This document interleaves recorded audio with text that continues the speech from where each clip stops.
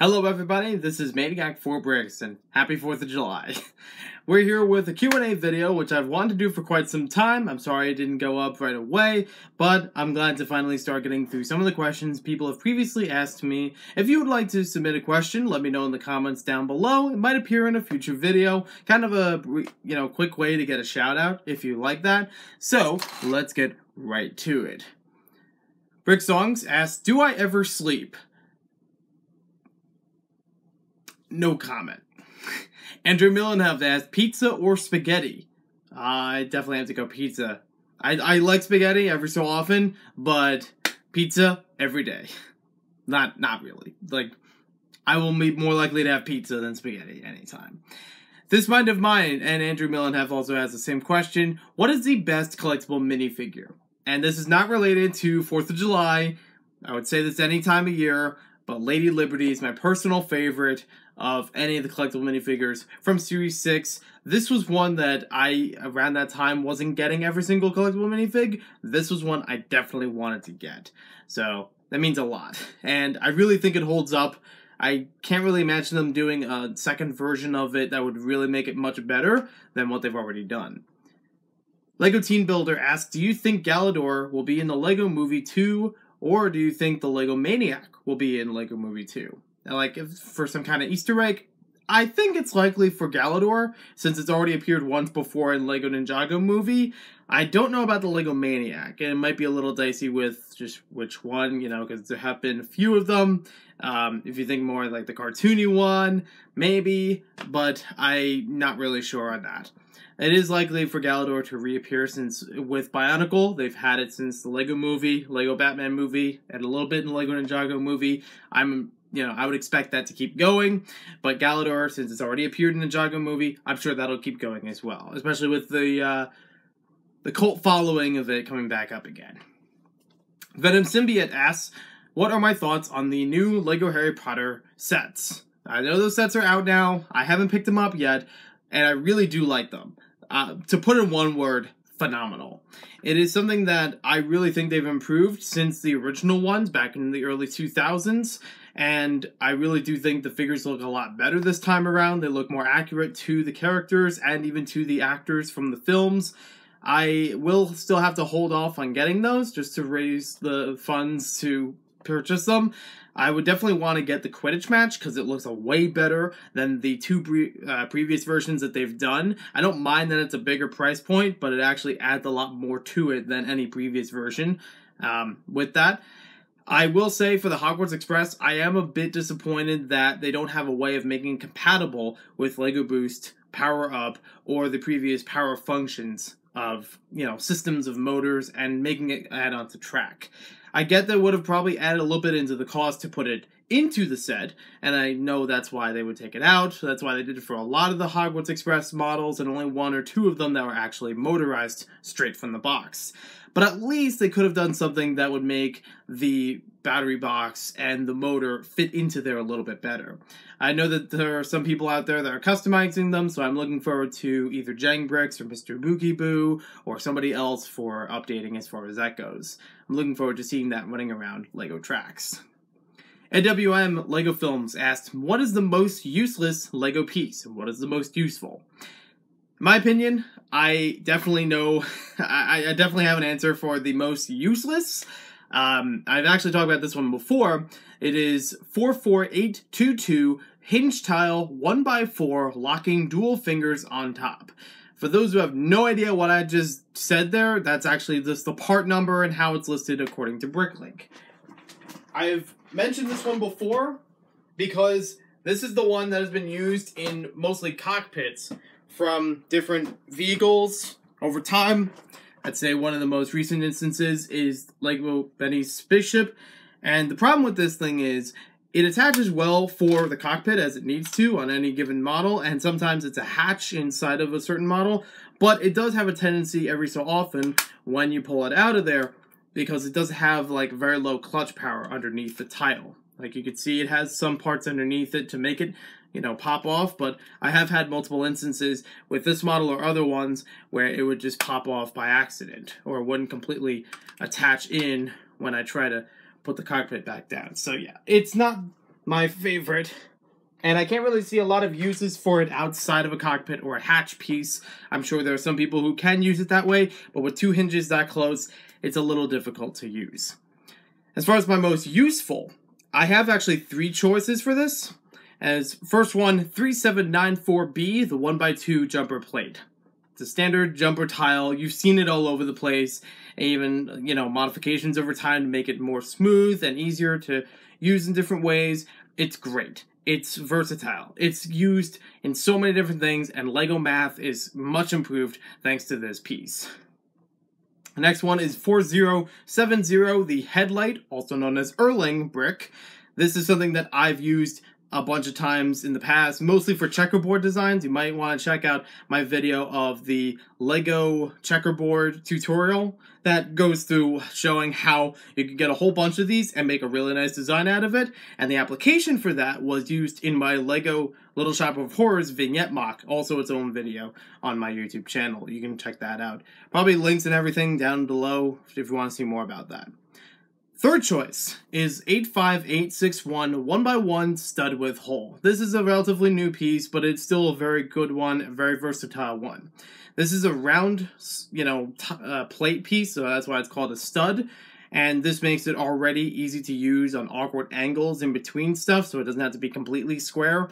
But using it with a hole allows a bar to go through it. This is very good and makes it very more useful than just a regular stud piece. So that way you could attach other things onto it. It could work in a bunch of different other ways that maybe would be too small for a certain area. I do love when building techniques are used in a small or confined space and just add a little bit more to it.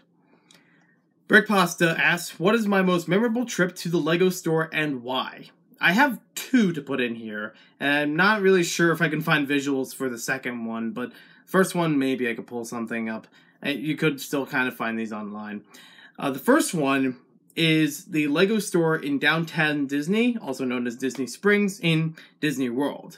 When I went there around 2003 or so, it was about 3rd or 4th grade when I went. It was a fun time for Disney World entirely.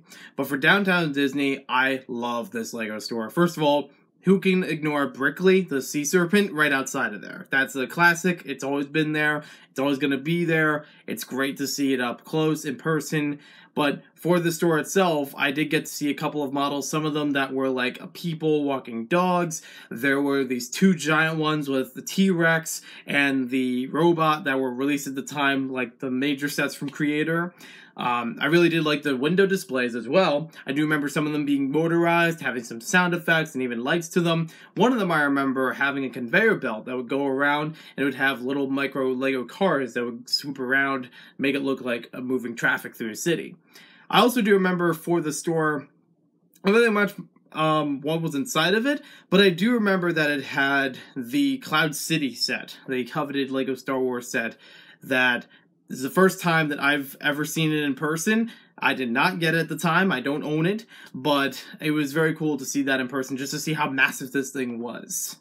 And the second time that I can think of for a memorable trip was more local to me. There was a Lego store that was either in Paramus Park Mall or Garden State Plaza. Not really sure which one, but I think it's Garden State because that's still there. They used to have a Lego store in there with a playpen outside of the store. It was this big ring around with a couple other stores, just kind of like this open area. And they had this for some limited time, but it wasn't like a one-day event. It was like for a little while, and it's no longer there. But they used to have a thing with a couple of models that were, just like the ones in the store. They were glued models that were positioned on different posts. I remember one of them being an owl. And they had a couple of activities in there. So they had like these little buckets of Lego that you could pick through, build your own stuff out of them. I definitely remember there being a racing ramp with like two spots for cars. You could build your own car next to it and then race them down the ramp. And it'll actually have like motion sensor counter on the bottom of it to say which one got there first. So it was a very cool experience that's no longer there. I wish I could find photos of that because I have rarely heard about this anywhere else online, and hopefully somebody else remembers this from the New Jersey area. Or maybe it's from other Lego stores as well. I don't imagine it being the only one, but still, if you know anything about that or have any visuals, let me know in the comments down below. Happy Brick 1985 asks, what is my favorite LEGO marketing strategy? A very interesting question. I'm sure I'm going to get a bunch of favorite LEGO questions, but I didn't imagine this was going to be one of them. And surprisingly, I do have an answer for this. My favorite marketing strategy from LEGO was the whole advertisement campaign for 2007 LEGO Bionicle. For the single year that they developed a storyline that took place underwater in that whole time. And also coincidentally around that time, 2007, they had a couple other underwater things going on. Like they had Aqua Raiders, so that was just a regular system divers theme. And the way they did it for Bionicle was very cool. I like the aesthetic of the creatures that were in that theme. Like some of the figures are actually designed based off of underwater creatures. I really loved the commercials. That's probably my favorite part out of it, with the commercials, because they had really good CGI at the time that made it feel like the actual action figures were there underwater and just going through. You could see them in the shadows, you know, like little bits of them here and there poking out, and it's very mysterious. I love underwater stuff, if you didn't know that already, and I love LEGO underwater stuff. I'm not really a good swimmer or oceanographer or anything like that, marine biologist, anything. But I just love the mystery of what is underwater, and they pulled it off very well with LEGO Bionicle in 2007. Haha asks, what is the best LEGO quote from other media, such as from movies or books, whatever it may be, some kind of LEGO production? I wasn't really sure at first. I actually did have a joke answer for this at first, where I said I Woke Alone by Clutch Powers from The Adventures of Clutch Powers. I put this as a joke because it is beat over the head in the movie. Whether he says it, somebody references it, or they have the song that says it constantly. I gotta talk about that movie some point, and the rest of the LEGO movies, like a retrospective or something, like comparing them all to each other, because, oh boy, that movie has not aged well. Other than that, for a sincere answer, I would give this one for Trivia's from the LEGO movie. Don't worry about what the others are doing. You must embrace what is special about you. It's a great quote. It's said mostly throughout the movie in some way or another, but the way it's said here is very nice. And it definitely encourages that you do your own thing, your own way, and without peer pressure, without worrying about what's trending or whatever else is going on in the world. If it makes you happy, do it. And I should add into there, makes you happy and doesn't hurt anyone. Trenton Vargas asks, what is my favorite minifigure series? I've actually had some trouble trying to find the answer for this one, because I do like just about a little bit from every series. I do think there is a really good figure, some other good ones, and then one not so good. And I would say, in my opinion, Series 10 is my favorite collectible minifigure series. This is the one that got me into collecting every single minifigure, all 16 of them, from each series going forward. And even ones backward to 9, later on backwards to some. But I do not have Mr. Gold. I will put that out there. I only have the 16 that were available in every box. But this was the series that I was like, I like just about every one of these figures. I will say, though, that the weakest point of this series is the Skydiver, because the colors don't really seem to work for me. I feel like if there was like a little difference of colors, that would work with the Skydiver, but I also do like the colors themselves, just the color scheme, you know, it just didn't fit for the Skydiver. Putting the two together didn't quite do it for me, but it was still a pretty good series in my opinion. Brick Bakery asks, what is my favorite LEGO catalog? Again, another interesting question here I didn't expect for a favorite LEGO sort of item. But I want to say that, like, the holiday catalogs from the late 90s are probably my best answer for this. There was definitely one I remember, I don't remember which year exactly it was, that had a picture of Santa Claus up close in the front of the catalog. He's playing with some Lego, and you see a couple of Lego minifigures in the background, some Lego toys that are coming off of a conveyor belt, and there's a Christmas tree behind that. It's all taking place in the living room. It was a very cool setup, but also just the older 90s catalogs had a nice style to them. It wasn't completely restricted to certain boxes or whatever of each thing. It was kind of like this rounded, faded sort of area around each picture to make everything seem like it's blending together. And I also did like the little descriptions that went with each and every one of these. I do kind of like the modern catalogs because they do still have like a nice style to them, but it seems more rigid than what I remember. And Yeah, I also do want to add in here when they made the McDonald's drive-through set, because this was also a really cool catalog, at least for the cover of it. It just looked very nice. It had the McDonald's restaurant in the beginning of it. You have a couple of Lego minifigures around at different tables along the side of it. There's a train running along a bridge in the background. It was very cool how everything just came together for that. Sega asks, what is my best Lego deal? Well, I'm gonna take out anything that I've gotten for free with purchase, because you still have to make a purchase in order to get the item. I would say, though, I have gotten things for free without having to make a purchase, and even things I've bought for 3 pennies or 3 cents. There is a famous video on my channel where I bought Lego Ideas sets, such as the Research Institute, for 98 cents, but I've gotten it even less than that. Well, not for that particular set, but for other ones. You see, at Toys R Us, they had a thing where if something that was going beyond its shelf life, they would somehow in the system mark it as a very low price. And if you brought that to the register, if you happen to find that on the shelves, if you brought it to a scanner, it would show like 3 cents or something around that price, and it wouldn't actually say anything in there as far as like coding or whatever, but it is supposed to be for donation. Like eventually it'll be taken off of the inventory and put into some other bin. But I've had it multiple times where I was able to get a bunch of this stuff pretty much for nothing. Like either for 3 cents, whether it's a Lego set, like a Lego Friends animal set, or even Lego notebooks I've gotten for that low in the past. Yeah, it would just be ridiculous price drops that kind of went under the radar. If you scanned them and the price booths, you know, on the aisles, then you would know. But otherwise, they didn't really have an indication on the shelf. You just kind of have to know, oh, this has been around for a while. Let me go take a look at the price, because it wouldn't have a label there either. I've had a few times where some of those things, they say, we're not supposed to sell these, but since you found them in the aisles, you know, it's really our fault for having it still there and not already taking care of that with the inventory. So they've let me have it for free. So even the 3 cents I saved. So it's weird, but it has happened from time to time. And the last question we have for today from brickset: what is the Lego YouTuber, or who is the Lego YouTuber I hate the most? All right. I've had a long thought about this one, and I have to say, Maniac4Bricks, I can't stand the guy. You know, he's always in everybody's business. He's trying to go out there and make something of himself. He doesn't know exactly what he's doing. I mean, he's going all over the place. You know, he doesn't even do all Lego stuff. He does some toys every so often. Like, how do you interact with the Lego community if they're not understanding the toys, you know?